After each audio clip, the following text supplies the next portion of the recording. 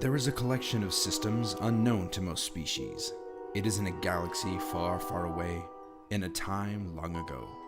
It is the high ground between light and dark, between good blasters and hokey religions, and it lies between the sunken pit of Carcoon and the summit of Hoth's frozen peaks.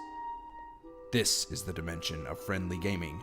It is a place we call the Outer Rim. Hello everyone and welcome back to Outer Rim Gaming. Today I'm going to go over 10 cards that I think you should reconsider when building decks. And these are all from Awakenings. None of these are legendaries. These are all very easy, very cheap cards to get. And I think you might find a little bit of utility in a lot of these cards. So let's start out with our first card, which is a 2-cost upgrade equipment for Hero Red, and it's survival gear. The main reason I think you should consider this card is because it has no blank sides. It's a 2-cost upgrade and it has no blanks. Wow, not many dice can say that. It has a 1 melee, 1 focus, 1 shield, 2 shields, a resource, and a +1 resource. Now the modified resource still not the best. So while I say this has no blank sides, that modifier, if you're not showing any other base resource sides, can definitely put a damper in your day. However, I use this particular card in a K2 Wookie deck. It's a tier 2. It's obviously not the best, but in that particular deck, you can play this on K2SO without having to pay his weapon premium cost. So I think it's a fantastic card. You get the shield sides, you get a focus side. The extra melee damage, which is base damage, is great if you're running a lot of melee modifiers. But there aren't a lot of red melee stuff, so it's kind of hit or miss. But it is base damage, so if you're running it in a deck that runs red range, that melee can still be resolved. It'll just take an additional action. So I say, look at this card. Don't throw it out for sure. Our next card is a blue hero upgrade equipment that I think works really well. Jedi Robes. Once again, this can be in a K2 Rey deck or a K2 Yoda deck. Not that people run a lot of K2SO, but I personally like him. I think he's good. I think he's fun. Let's be honest.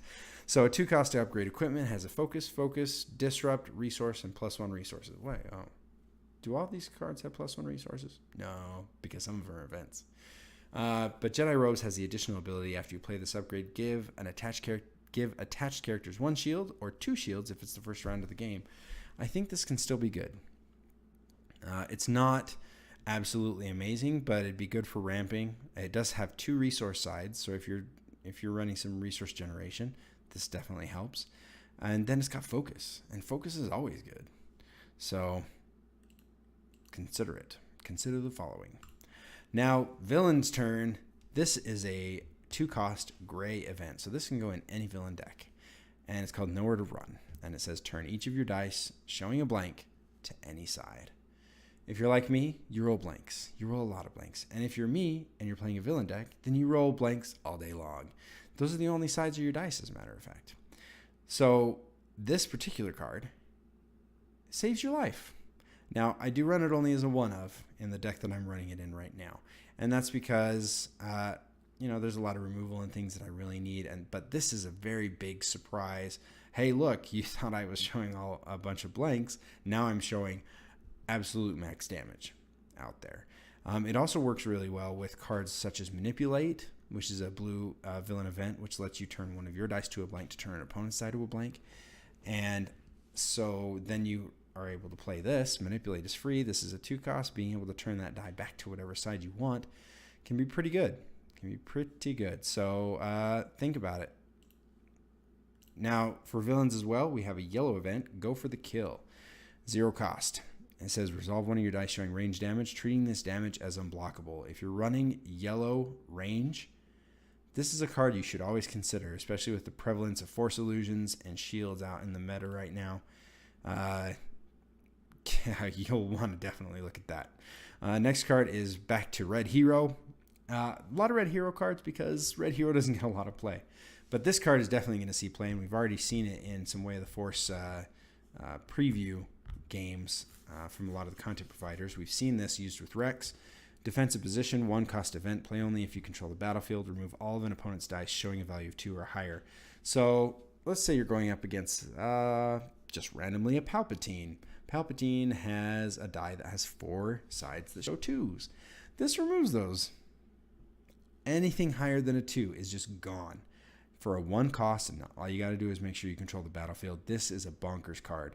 This removes so many dice. I doubt this will get reprinted, so play it while you can, because this is really powerful.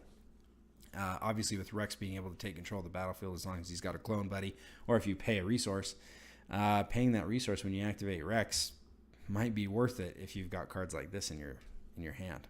So, Red Hero coming back. Hey, look, another Red Hero card. It's a 0 cost event called Rearm. Play a red upgrade from your discard pile, decreasing its cost by 1. Recursion, check. Resource savings, check. Action efficiency, check. This has got the trifecta, man. This is a fantastic card. Why people don't run it?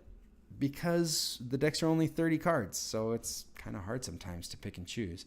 I run this in a Yoda Clone Troopers deck. That's a tier 2. I do a lot of tier 2 stuff. I like thematic things. But I run this in that deck to pull back autocannons and overkills to just pump out some max damage on my guys. Rearm, super, super awesome. So something I think you should use if you're running Red Hero. Next card is for Blue Hero. This is Anticipate. It's a 2 cost event. Force an opponent to choose and resolve any number of their dice in the order of their choice, then remove all their dice they didn't resolve.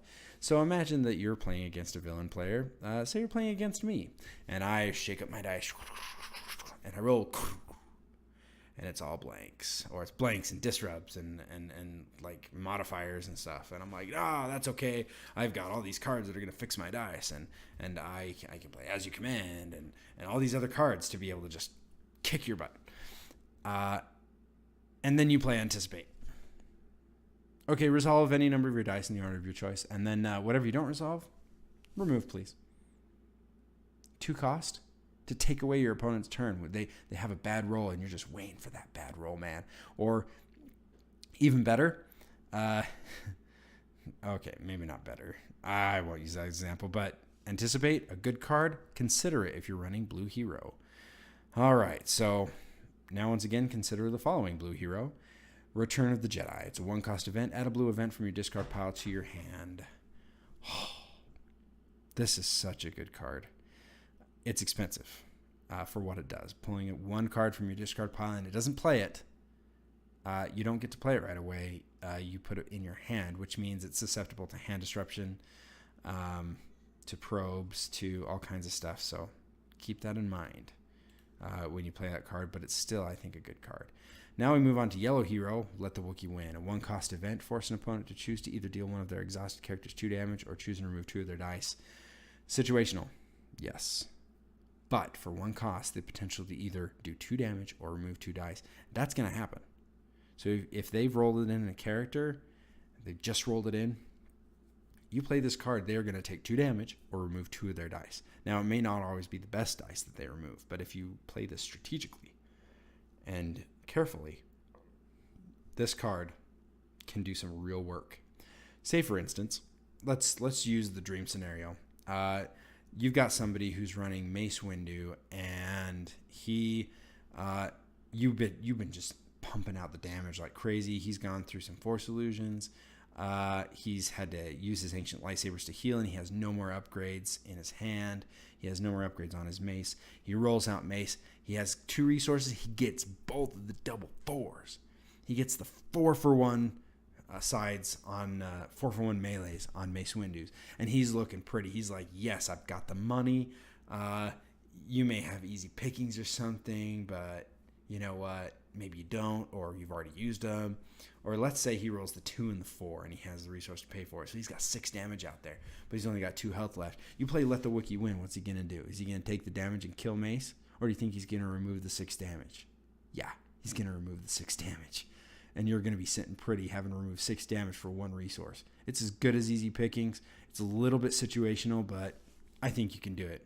Consider this card when building a Yellow Hero.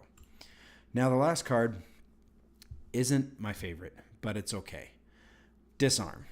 It's a 1-cost event. Remove one of your dice showing damage to discard a weapon or equipment from play that costs equal to or less than the value of that die. Why is it not as good as Vandalize? Because it doesn't work on Force Illusions or Second Chances or supports. So you can't get rid of the C-3POs either. You can't get rid of all that cool stuff. Now, why is it better? You're removing damage. It doesn't specify modified or actual damage. So your opponent's already removed a bunch of your dice, and it only works on one die. So you can't combine dice values. But, for instance, if your opponent has an Ancient Lightsaber and it hits the +3, and you've got a +2 modifier hanging out there, you can play Disarm, remove your +2 modifier, and discard their Ancient Lightsaber from play. They can't recur it, and it doesn't get to heal them. And if it was showing in that +3, you just removed 3 damage for 1 cost, removing one of your modifier dice. I mean, that's obviously the dream scenario. I'm going all dream scenarios and all this stuff, but you know what? That's what Destiny is.